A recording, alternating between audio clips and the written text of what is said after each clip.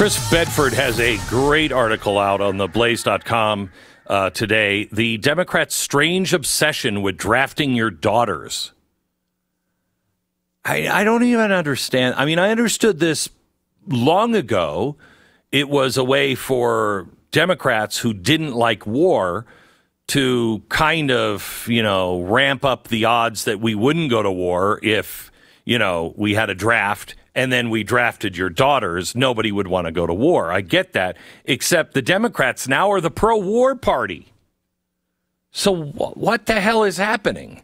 And this just seems to have come out of nowhere. The most outspoken voices on this are Chip Roy and Mike Lee. And Mike is with us now. Can you please tell me what is happening with the draft stuff, Mike? Why is this happening? Yeah, look, the Draft Our Daughters agenda has no place in our national defense.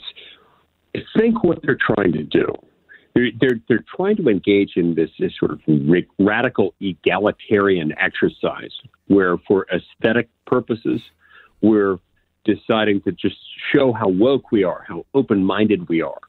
And do you really think that's motivating them at all? Oh, yes, because I can't fathom any other reason why they would want to do it. Look, you don't send women to fight as long as able-bodied men exist and are available to fight. It's a fundamental notion. You don't even have to get to a moral question on this. It's a survival question.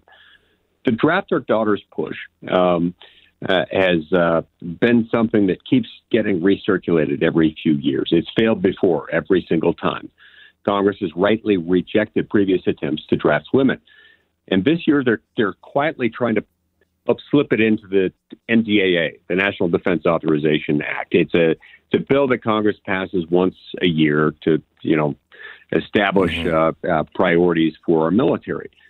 But people have already said no to it. It's an underhanded tactic to include it in the base bill of the Defense Authorization Act.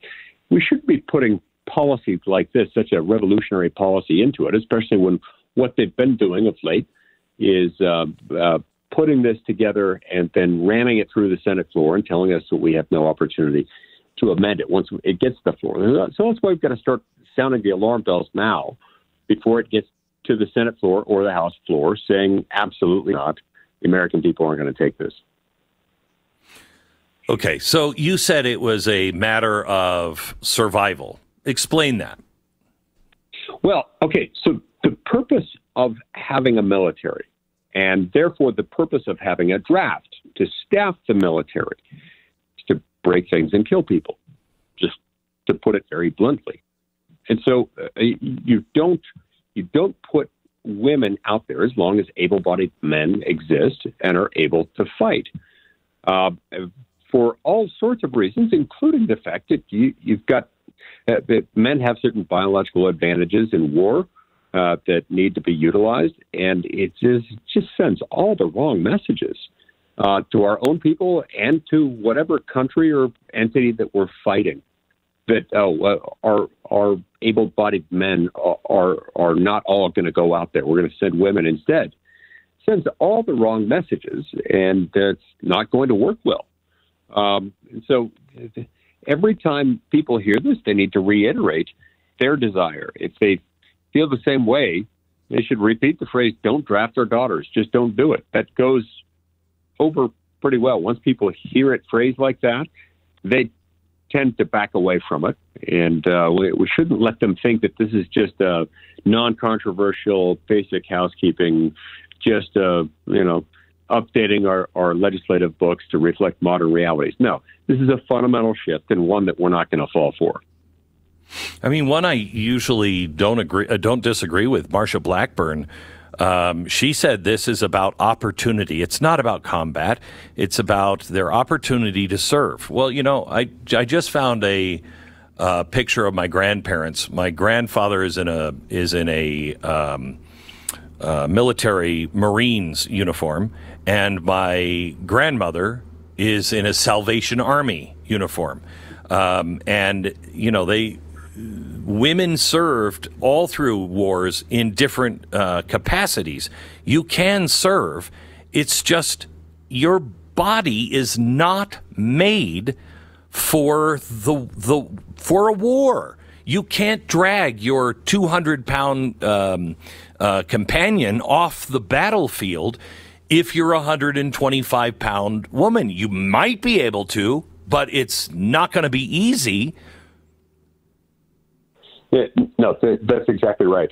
And like you, I normally agree with Marsha Blackburn. I had not heard that she had said that. But let me just respond to this point as is similar to points that others have made on this front. This is not about opportunities. Opportunities already exist. Opportunities already abound for people of both sexes to support the military, to be part of the military, to serve in combat or non-combat positions as they may choose. This is not about that. This is whether we're going to use the coercive force of the state, the coercive force of the United States government in order to, at the point of a gun, order someone to take steps that could result in their being drafted, in their being brought at the point of a gun to a battlefield somewhere. We shouldn't do that. We're not going to do that. This is not about opportunity. This is about right and wrong. This is about survival. I am not for a draft in any case. I think, there's some people who disagree with me that are in the military, but I think a draft brings people in that have no desire to be there, no desire to really fight. I mean, unless we're in World War III, which we could be, check the clock, unless we're in World War III and the country needs, I think you always keep to a system where it's a volunteer army for as long as you possibly can, because you get the people who are mentally and physically capable and ready to do it. You're exactly right, Glenn, but this is where it gets tricky. Because you're right, and I think most people would agree with you, including most people in Congress, including many of the people pushing this effort to require women to register with the Selective Service. What they would say here is, this isn't about the draft. This is just about requiring them to register with the Selective Service. Whether or not we actually have a draft, well, Congress would have to authorize that before we could draft anyone. See, that's where it's easy to get hooked on that one as sort of a teaser rate. You can say, I'm not voting to draft women. I'm just voting to require them to register with the Selective Service. But then next time, if we are facing World War III or some other conflict where, for whatever reason, in order to survive, we've got to conscript people involuntarily into the military, it will be automatic because women will already be registered with the Selective Service. So that's the decision that we have to look to right now. We have to treat this as, do we want to draft women? And I believe that among the American people, the answer is a resounding no, and it should be. No.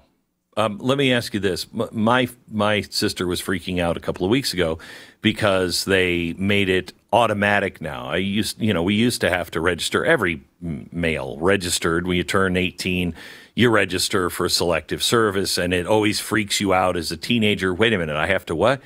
But, we haven't seen a draft since the 60s or 70s. And it's just not in the cards. But why are all these things changing right now? What is going on, Mike? Some people will look at this and go, they're getting us ready for war. Are they? Or is this just, what is this? Okay, so I think the best way to understand this, years ago at an event hosted by the American Enterprise Institute, I heard someone give a speech in which they talked about ways in which we should be wary of a government as it becomes more efficient through technology and otherwise. Government efficiency sounds like, often is a good thing. But he pointed out that in some areas where our civil liberties are concerned, a hyper-efficient government poses a greater threat to our liberty. Perhaps this is one of them, where you used to have to go out and take an affirmative step that kept people focused on it, where it happens automatically. They don't even really think it through all that much. And perhaps they don't want people thinking about it. They just want to register them on their own.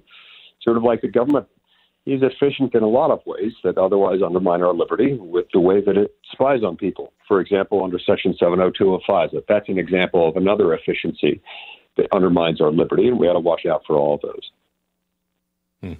Mike, thank you so much. Any thoughts on the Senate race today in Utah? Well, I know you didn't endorse anybody. Yes, I did not endorse in that race. I did endorse in the 2nd Congressional District and the 3rd Congressional District. Second, I endorsed Colby Jenkins, who's a fantastic human being, a Green Beret, and I encourage everybody to go out and vote for him. Also in the 3rd Congressional District in Utah, Dr. Mike Kennedy, both a doctor and a lawyer, proud public servant, a state senator, and somebody who loves the country very much. So looking forward to the results tonight. All right. Thanks, Mike. Appreciate it. God bless. Thank you.